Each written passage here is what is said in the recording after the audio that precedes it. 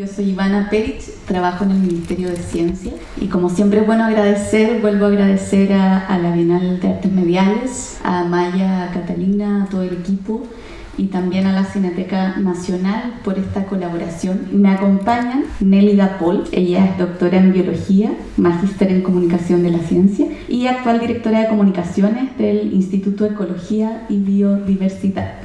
También está Ángel Álvarez, él es doctor en Filosofía, magíster en Filosofía Política y actual profesor del Instituto de Estética de la Universidad Católica. Y por último, pero no menos importante, Marcelo Morales es el dueño de casa, director de la Cineteca, también de cinechile.cl, magíster en teatro y cine latinoamericano.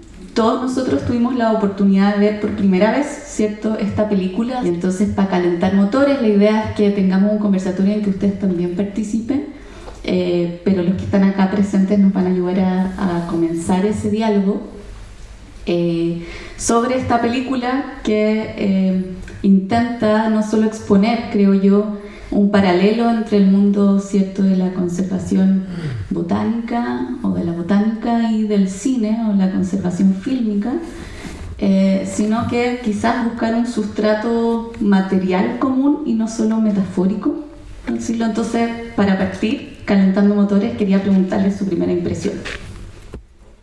Me pregunté mucho cómo estaban viviendo la película el resto de las personas, porque para mí había muchas escenas que eran muy familiares, como hacer esos herbarios. Pensé en las prácticas, en el hacer, en todas las semillas que conté, en todas las fotos que saqué en mi época de botánica, y me llevó mucho a eso, me llevó a recuestionarme por qué colectamos como especie, por qué colectan los niños, las niñas, por qué colectaba yo. ¿Por qué colectaba especímenes botánicos siendo que no era necesario para mi tesis? O sea, pero se transforma en casi una obsesión. ¿Por qué tenemos como ese interés?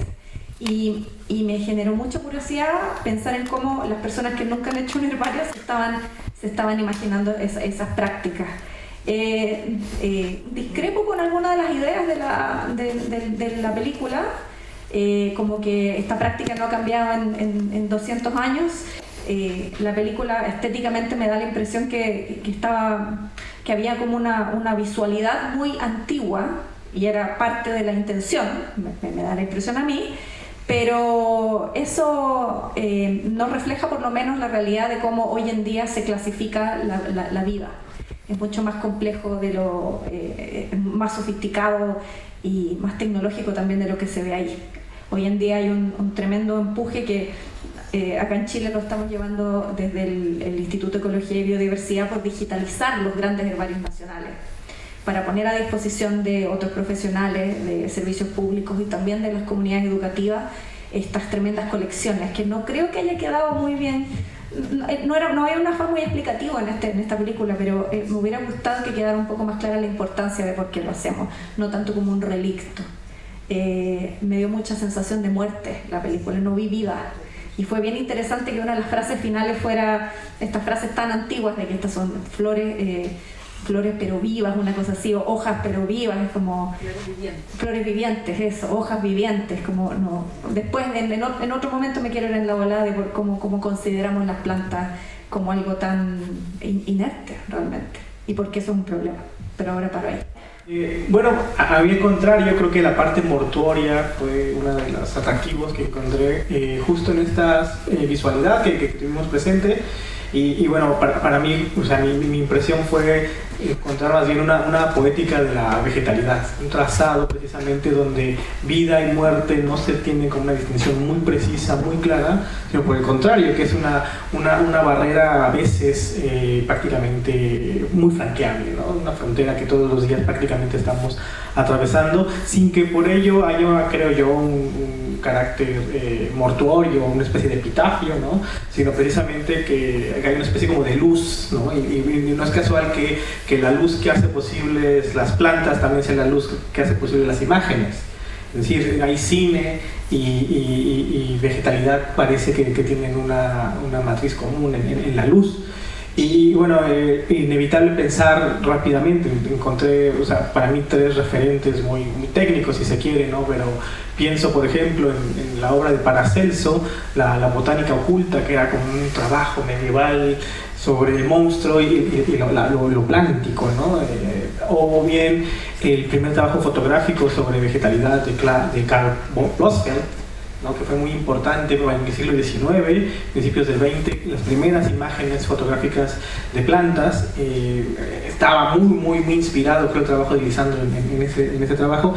Y bueno, como también lo sabe Ivana, es uno de mis temas que me encanta, que es el barroco, también la ilustración de vegetales, en este caso de María Civil Magrián, ¿no? que es una de las primeras mujeres pintoras que retrató en los bodegones la naturaleza muerta, ¿no? Entonces a mí me generó esta especie como de elegía por las formas de vida, ¿no? Como estas formas de vida que están desapareciendo ante nuestros ojos y que a veces nuestra conciencia colapsa con el hecho de saber que están pereciendo, ¿no? Yo como que entiendo la película quizás como alguien que trabaja en un archivo. Conozco muy bien a Leandro Listotti, el director de la película, alguna gente que aparece ahí trabajando con archivos también del Museo del Cine de Buenos Aires, y creo que, bueno, que el vínculo que hace viene justamente, que creo que la película lo dice de alguna forma, como tanto esto de catalogar plantas viene justamente de darse cuenta que desaparecen, ¿no? Y una forma de ir contra esa desaparición. Y la preservación del cine aparece también cuando hay una conciencia de que las imágenes desaparecen también. Entonces ahí yo creo que irremediablemente hay un vínculo con la muerte, ¿no? Y que es lo que la película trata de poner en juego, y que finalmente quienes trabajamos en archivos cinematográficos al menos estamos luchando constantemente contra esa degradación y esa muerte, y por eso nos interesa trabajar en eso. En ese sentido, claro, la vida va por otro lado en esa línea, creo yo. Va justamente en reconstruir eso que se está perdiendo y que se ha perdido de cierta forma.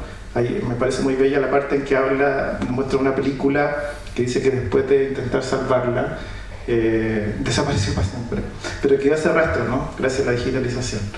Y por otro lado, claro, está el tema también de lo análogo, que creo que es también algo muy valioso que instala la película en tiempos de ahora de la digitalización, que parece ser a veces como el gran motor de salvataje de algunas cosas que desaparecen, ¿no? Pero la digitalización justamente es más frágil que lo análogo, y nosotros en ese sentido estamos muy conscientes de que una digitalización de una película hoy, en 10 años más, no va a existir esa digitalización, y además va a estar caducada. Entonces finalmente lo análogo, la película misma, siempre va a estar por sobre esa digitalización. Yo creo que acá la película también quiere decir lo mismo de los herbarios, ¿no? Ese trabajo de archivarlos en carpeta, que me parece fascinante, no sabía que era así. Finalmente eso va a preservarse más que los escaneos que hacen hoy. Creo que también va por ese lado la idea que la película intenta instalar.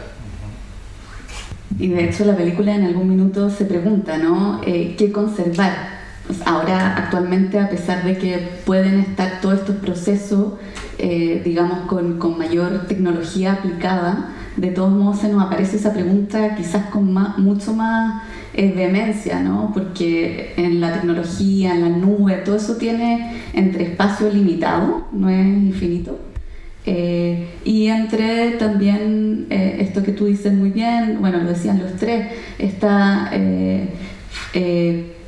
digamos desaparición como latente también en lo digital. En lo digital hay algo que desaparece. Un poco para seguir profundizando en esta idea que Nélida sugirió, ¿no? De no estar de acuerdo con el modo en que retrata quizás la práctica, ¿no? Del herbario. A mí también me gustaría recuperar esta idea que se decía muy bien en la película del herbario como algo vivo, ¿no? Y entonces en esta práctica como de en algún sentido matar la planta al llevarla a estos soportes, ahí hay una muerte intencionada, ¿no? Una muerte que luego se da vida en la forma en que se dispone en la colección, el herbario. Un poco la película es lo mismo, De hecho, Leandro tiene la primera película que él hizo, la hizo con puros archivos de cine antiguo, ¿no? Y los fue poniendo una imagen junto a la otra, y así mostró que esos archivos dispuestos de otro modo generaban una nueva película, ¿no? Entonces, ¿qué crees tú, Nélida, al respecto? ¿Cómo te parece que el herbario es otra forma de darle vida como a partir de lo muerto? Es súper interesante lo que estás planteando. Me acuerdo de algunos como historietas o pequeños como cómics, no sé, por ejemplo Entomólogo diciendo, ¡oh, qué maravillosa mariposa, casémosla! O sea, es como una pulsión por comprender que es muy devoradora que tenemos como especie. Desde el lado positivo, digamos, efectivamente un herbario, una colección, un museo tiene un tremendo valor, y ese valor es evidentemente educativo, pero también puede ser muy evocativo y muy importante en un momento en el que la población humana es cada vez más urbana. Ya estamos pasando a nivel global del 50% de población urbana.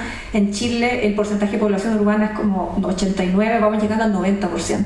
O sea, la experiencia que tenemos con los otros, con los seres vivos, no solamente con nuestra propia especie, estamos tan segregados en la ciudad que no sabemos cómo viven los otros y las otras.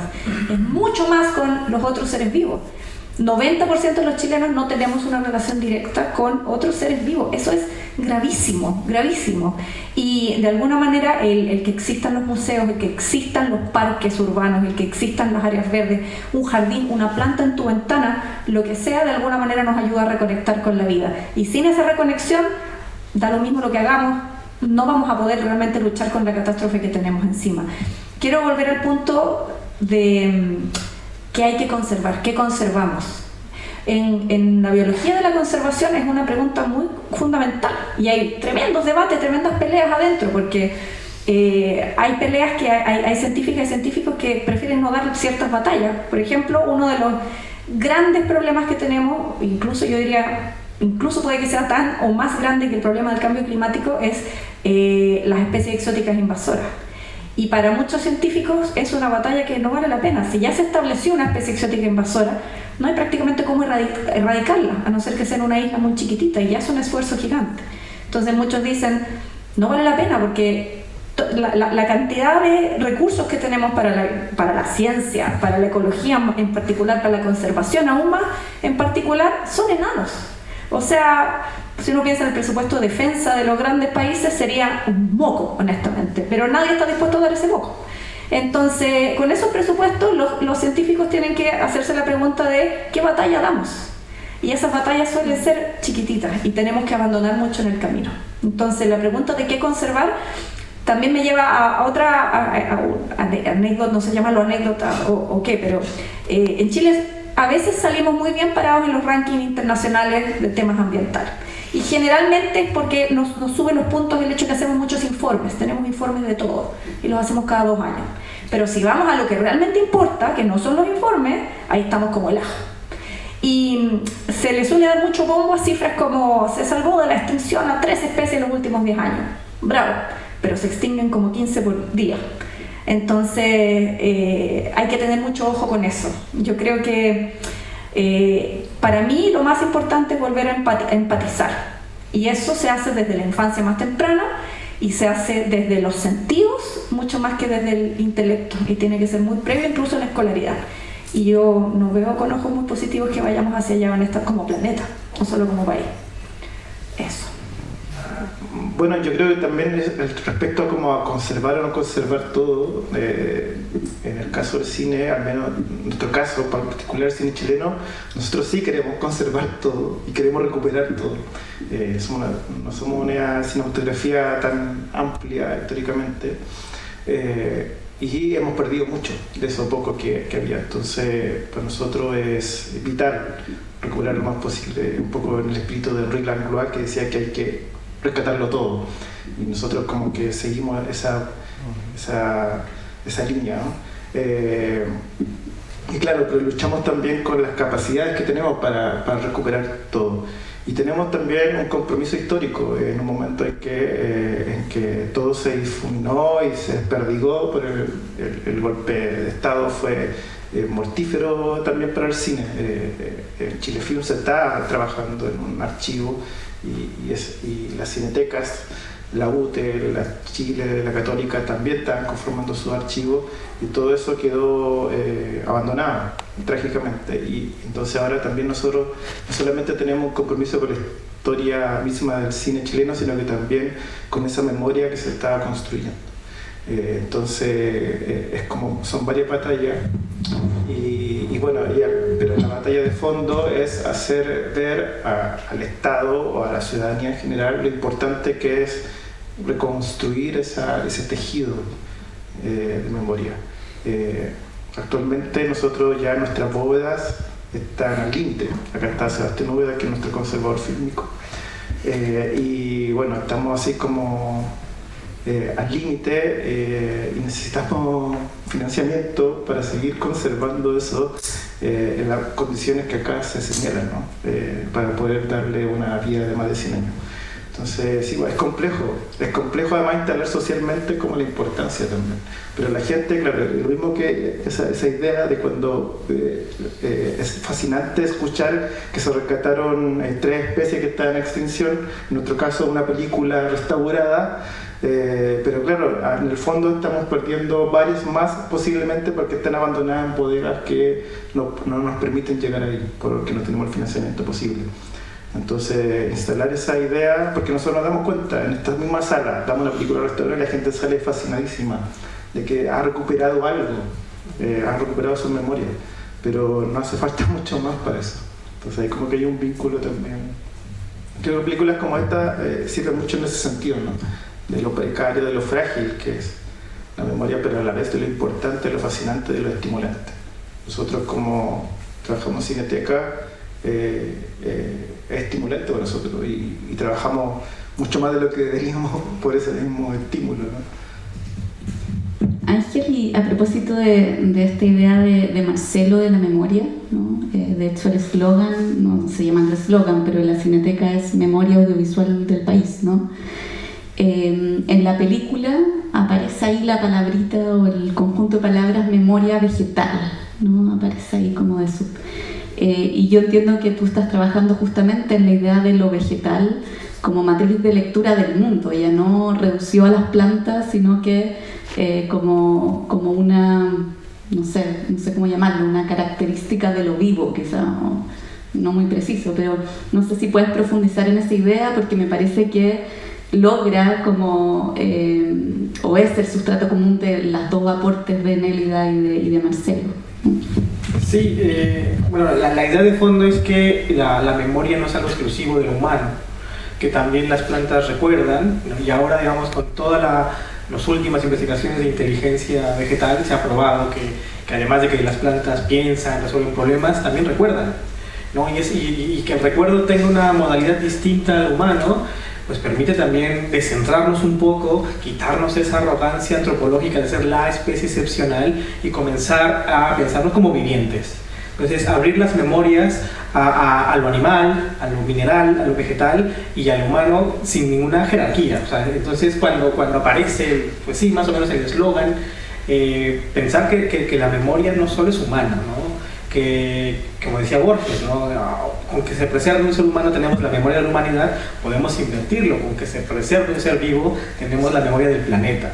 Y quizá ahí pensar que es un trabajo muy frágil de la memoria, ¿no? Que es un trabajo no solo paciente, sino que también es un trabajo del cuidado material, ¿no? Y que a veces se nos olvida que estamos compuestos de esa materialidad. El propio archivo es vegetal, ¿no? Y el peligro del archivo fílmico es vegetal. Y el mismo peligro del archivo vegetal, el herbario, es también de imagen. ¿Qué imágenes se preservan de ello? Entonces, creo yo que estamos hechos justo de esa materia, ¿no? Que olvidamos nuestra condición vegetal de la cual estamos hechos todos los días. Y está esta idea tan bonita que cuando uno muere también se transforma en materia que alimenta a esos bichos, a esa vida que hay en la tierra, y por lo tanto, en sentido estricto, no morimos, sino que nos transformamos en otra cosa. Y los archivos, tanto de botánica como de cine, también supongo yo que habría que entenderlos así, ¿no? Como una permanente actualización de ciertas lecturas de nuestras vidas, de nuestra realidad. ¿Les parece? Sí, que estaba pensando también algo que me hizo pensar la película, de que ambas acciones que acá se ven, la herbaria y el cine, nacen a fines del siglo XIX, en una época de la modernidad, ¿no? Y la herbaria nace con la idea de recuperar algo que se está perdiendo, como dominar algo. Y el cine nace con la idea de controlar un poco el tiempo y el espacio. Y claro, y ahora en este tiempo de abstracción y de pérdida crítica de muchas cosas de nuestro entorno, aparece de fondo que no solamente estamos rescatando el mundo, sino que estamos rescatando una memoria también, que va más allá de lo material. Entonces ahí está como el doble juego del archivo, creo yo, como algo más afectivo, que yo creo que es algo que en la modernidad no se contemplaba, ¿no? Y que ahora sí. Entonces ahora está esta doble urgencia, ¿no? De mantener algo físico que da cuenta de una historia física, pero también de una historia afectiva. Y que es lo que, no sé, como comunicadores también tratamos de expresar, ¿no? Que la gente se vincula a través de eso de manera afectiva, no solamente como algo propiamente tal físico o que estuvo situado en algún lugar. No sé si respondí algo, pero como quería decir un poco esa idea igual. Yo quería, antes de que se me olvide, comentar un concepto que se llama ceguera de las plantas. Que no es que las plantas estén ciegas, sino que nosotros estamos ciegos y no vemos las plantas. No sé si conocen, hay un escritor italiano de apellido Mancuso, Stefano Mancuso. Una amiga tuvo la suerte de ver una exposición que hizo en Italia, que era sobre las plantas, creo que se llamaba La Nación de las Plantas, y me mostró algunas fotos de esa exhibición, y la primera escena era, esto es en un museo, era como una reconstrucción de un bosque tropical muy frondoso, y había un tigre, y una frase así en letras de neón muy atractivas decía: ¿qué ves acá? No sé cómo colectaban las respuestas de la audiencia, pero generalmente toda la gente decía: veo un tigre. Habían como 60 especies de plantas y la gente veía un tigre.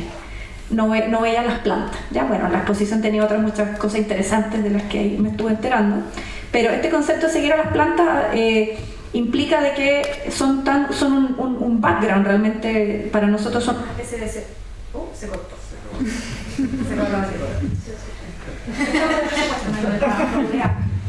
Aquí.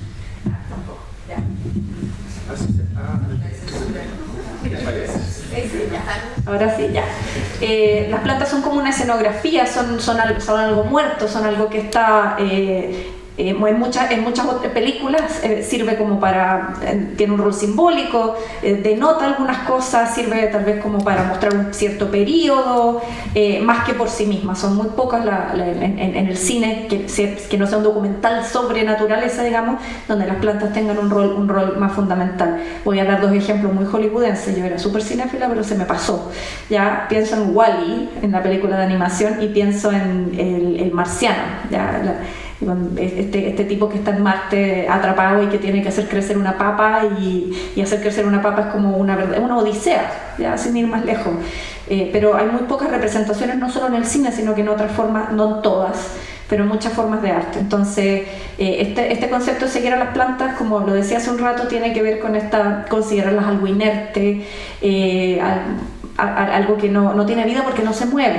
También, como lo decía esa frase de la película, es como una flor viviente, ¿no es cierto?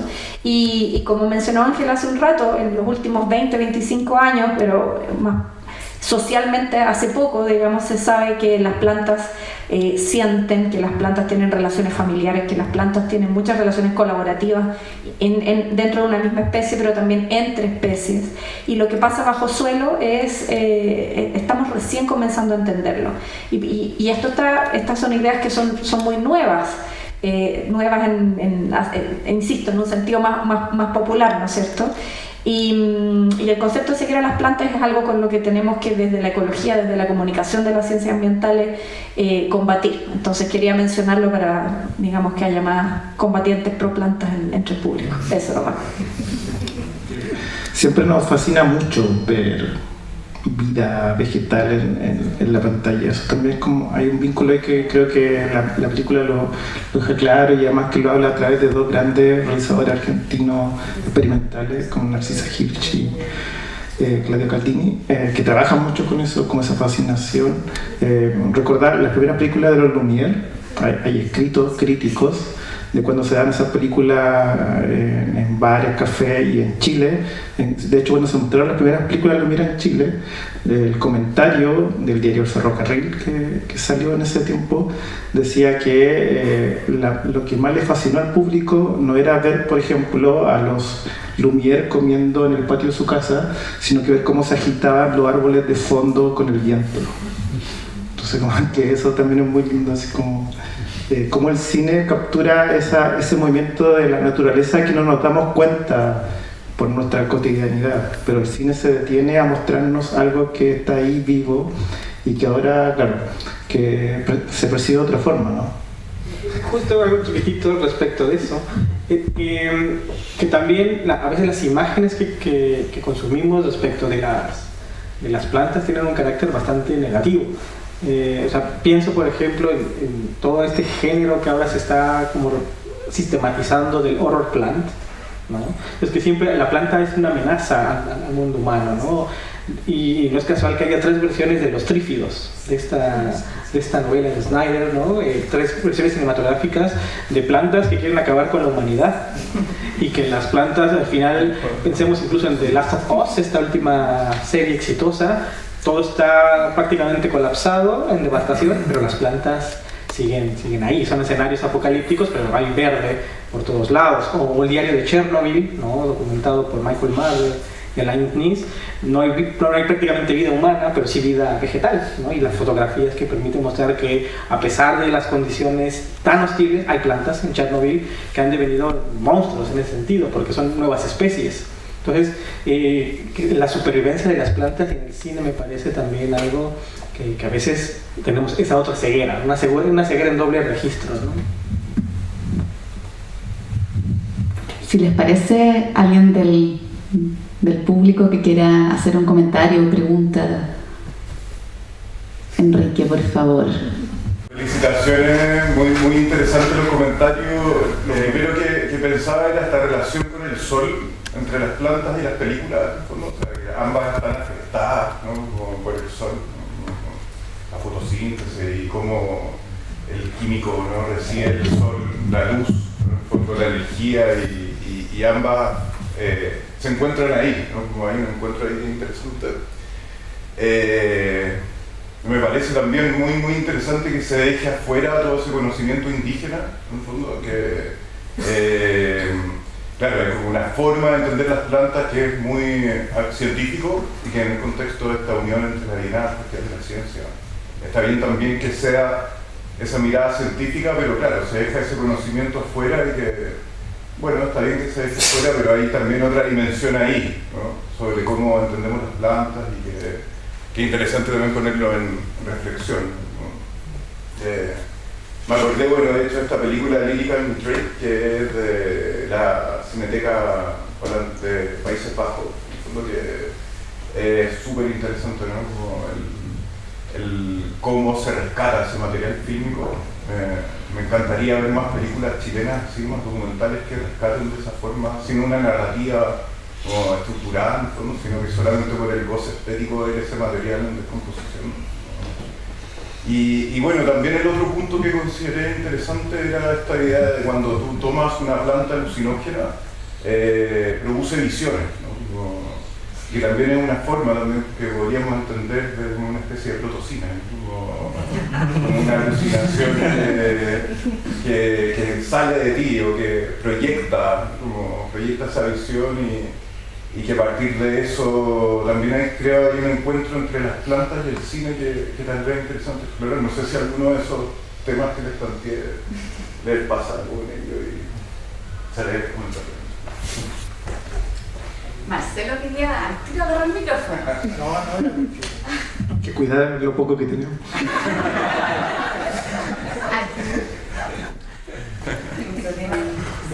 Ya está bien. Sí. Bueno, brevemente, para no acaparar la palabra, de las dos cuestiones que me parecen fundamentales, tienes razón, estamos en un contexto, digamos, del Ministerio de la Ciencia, pero también, ¿por qué no pensar los saberes ancestrales como parte de ese discurso científico? Y ahí creo que es fundamental a veces no hacer como esta separación tan radical, creo yo, de como esos saberes precientíficos o de otro tipo de narrativas, que cuando lo que podemos ver hoy es que tenían un vínculo más potente con el mundo natural que tenemos de las sociedades modernas. Ahora, lo interesante es que muchas de esas, por decirlo así, tesis antropológicas, filosóficas y ontológicas de la relación mundo animal, mundo vegetal, mundo humano de las comunidades indígenas, hoy día muchas teorías filosóficas contemporáneas las están recuperando.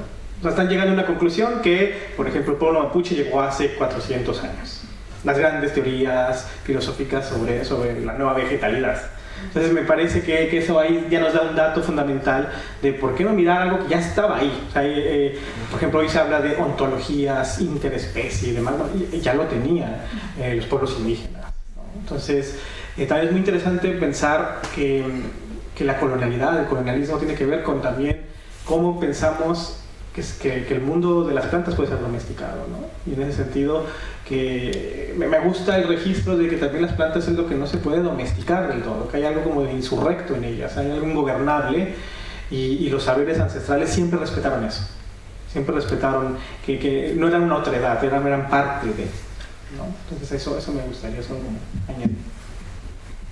Qué bueno que usaste la palabra domesticar, porque si no me equivoco hay hipótesis que dicen que ciertas especies de plantas nos domesticaron a nosotros.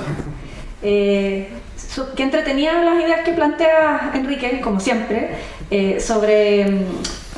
me hiciste pensar sobre la visión de otras civilizaciones. Es un tema que está en todos lados hoy en día por buenas razones, y me extrañé, me dio lata de no haberlo pensado antes con respecto a esta película, y me empecé a imaginar también cómo sería esa película si hubiera incorporado otras visiones. Esta película está bien como está, pero lo que tú dijiste me hizo pensar en que también hay una mirada que es bien de espectador, en ese sentido, bien como de la ilustración. Que yo lo sentí de alguna manera, que la película estábamos como muy afuera, yo quería sentir más vida. Claro, no era la intención de la película, pero hay una separación entre la memoria, el pasado, la vida, la muerte, esta dicotomía tan occidental, ¿no es cierto? Probablemente una película hecha o pensada desde otras cosmovisiones hubiera tenido otra noción de memoria, otra noción de tal vez no binaria de vida y muerte, y hubiera sido, como también están diciendo, mucho más parte, los realizadores de la película, las plantas, hubiera habido como más comunidad tal vez, y esa sería otra película, pero que me gustaría ver. Y sobre tu último comentario no voy a comentar nada porque me dieron muchas ganas de haber tomado más que un café hoy día, o sea, creo que requiere de un sustento, digamos, más serio, así que lo conversamos otro día. Eso. Yo quería como colgarme de la idea como de trabajar más con los fragmentos, con eso en decomposición. Yo creo que ¿por qué no se ha hecho tanto en Chile? Yo creo porque somos muy jóvenes en el campo de la preservación y estamos tratando primero de recuperar lo que está bien, ¿no? Pero yo creo que ya hay ejemplos de pensar un poco en esa descomposición y trabajar como con esa materialidad de la película. Ya hay colectivos que están trabajando en material fílmico y que están pensando un poco en eso. Y yo creo que, claro, también faltaría el paso también de pensar por qué no imaginar también las películas que sabemos que existieron y que están perdidas también. Como trabajar también con esa idea, que es algo que también he estado trabajando yo personalmente, con esas películas que no tenemos mucha información, pero de que de alguna forma igual podríamos pensar en ellas. O tenemos muy pocos, o fragmentos muy pocos, pero igual vale la pena pensar en esas cosas que se perdieron, en eso inacabado. Yo creo que eso también es fascinante de pensar. Y bueno, para nosotros que trabajamos en archivo también es muy fascinante incluso la materialidad o el olor a vinagre, como es estimulante también, como que es interesante también pensar en eso, ¿no? Como en la descomposición, no solamente como algo como asociado a la muerte, sino que justamente como estimulante de algo nuevo también. Y yo creo que acá Leandro lo hace muy bien en su película anterior, la película Infinita que comentabas tú, de cómo con distintos fragmentos arma un concepto nuevo, que es la idea de un archivo, porque es importante conservar un archivo, ¿no? No solamente como porque es una cápsula de un tiempo, sino que también estimula como ideas futuras o presentes. Me llama la atención como el paralelo que hacen con el cine mudo, como la desaparición del cine mudo y del material como no recuperado, y los verbarios como entes silentes, ¿no? O sea, como que son como testigos silenciosos de cambios de alguna forma. Y como también, entonces es como que esa atemporalidad en el silencio de esas ambas materialidades me parece como interesante de la película. Sí, es como ese tema como del silencio también, de nosotros mismos estar viendo esa película, que es una película que igual es bastante silente también, y que es como inquietantemente silente a veces. Y eso también me parece como que es algo latente ahí que es interesante. No sé si le pasó o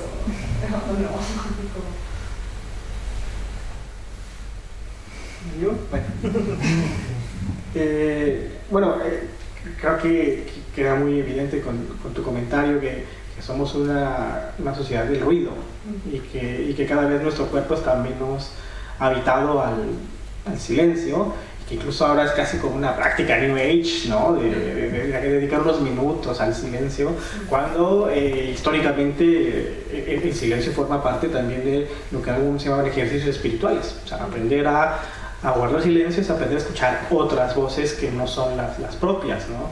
Y quizá yo lo que comentaría es que en un sentido no metafórico sino literal, las plantas se pueden escuchar, y al igual cuando visionamos el cine mudo podemos sentirlo, porque lo interesante, bueno, por no sé sobre su experiencia, pero mi experiencia cuando veo cine mudo es que no es tan importante la visión como lo que está pasando con el cuerpo por completo, ¿no? Con la disposición corporal, porque uno está totalmente codificado a la sincronía entre sonido e imagen.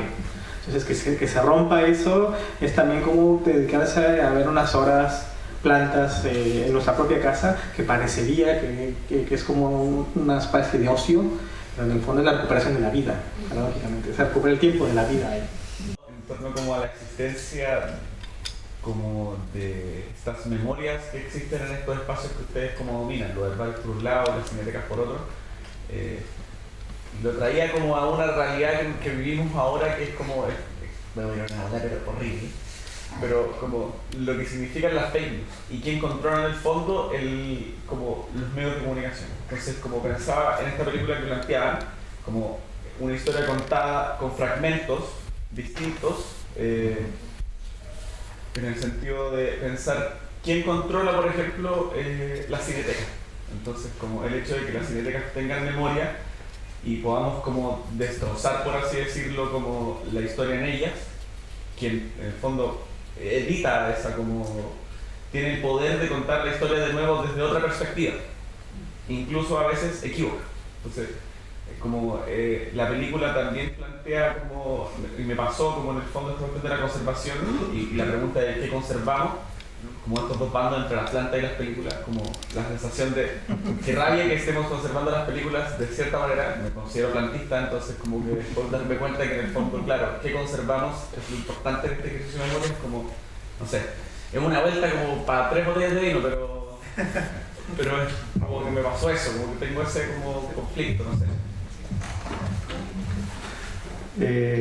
Sí, o sea, en defensa de las películas versus fake news, yo quiero decir como que creo que es como una especie de error contemporáneo de creerle tanto a las imágenes, ¿no? Y claro, y finalmente las imágenes son tan falsas como el discurso, como un discurso que que la usa, ¿no? Pero a la vez, al revés, las imágenes en sí están capturando un momento del mundo que es real, está capturando algo real. Lo falso es lo que está detrás, ¿no? De la construcción usando esas imágenes. Entonces yo creo que en ese sentido, claro, ahí tenemos que saber observar y distinguir bien lo real de lo discursivo y de la intención que hay detrás de esa imagen. Estaba pensando en un ejemplo bien concreto al respecto, que hace 5 años descubrimos en la Cineteca un noticiero que era un atentado a un tren en el gobierno de Ibáñez. Y después yo investigué, hicimos un libro como del cine mudo chileno, y en verdad esa película era un montaje de Ibáñez para un poco acusar de que lo querían matar, pero en verdad era un montaje que se descubrió después de que se fue derrocado. Entonces ahora al ver las imágenes es muy concreto el montaje, ¿no? De la mentira, porque no se ve nunca una bomba, sino que se ve la línea del tren nomás registrada, pero no hay ningún rastro del supuesto montaje terrorista. Entonces finalmente como que aprendimos a ver, ¿no? Pero en un momento la imagen fue usada de otra forma. Quiero comentar algo que ya apareció en la película, y el cliché de que el conocimiento es poder. Mencionaron que venían los naturalistas en el siglo XVIII, Latinoamérica se llenó de naturalistas europeos, que claro, muchos venían con un espíritu aventurero, pero venían mandatados por sus gobiernos para conocer, y conocer era conocer los recursos de los países que iban a ser o que ya estaban siendo colonias. Entonces, esos herbarios, puede que las personas que colectaran los especímenes tuvieran un interés realmente científico, pero el mandato era conocer es poder para usurpar. Y eso también está relacionado con la historia antigua, digamos, de los museos también. Entonces esa es una historia que no hay que nunca olvidar. Y la ciencia, como yo creo que todos sabemos, ninguna actividad humana está libre de política. Y la ciencia tampoco. Sí. Bueno. Hola, muchas gracias por las reflexiones. Me dio mucha curiosidad sobre cómo se hacen los herbarios ahora, como si tienen una noción más viva, porque a mí igual me pasó en las primeras imágenes, cuando sacaban la planta, fue como la está matando, ¿no? Y también hoy día reflexionaba al respecto, lo mismo que decía aquí, del vínculo que tienen culturas indígenas con su medio, con las plantas, no sé. Amigas han ido a la selva amazónica y me contaban de que sabían usar todas las plantas y sabían para qué era cada planta. Entonces ese conocimiento, pero en vínculo, era un otro. Entonces quería saber si es que en esta práctica que tú dices que ahora los herbarios no se hacen así, que hay más tecnología.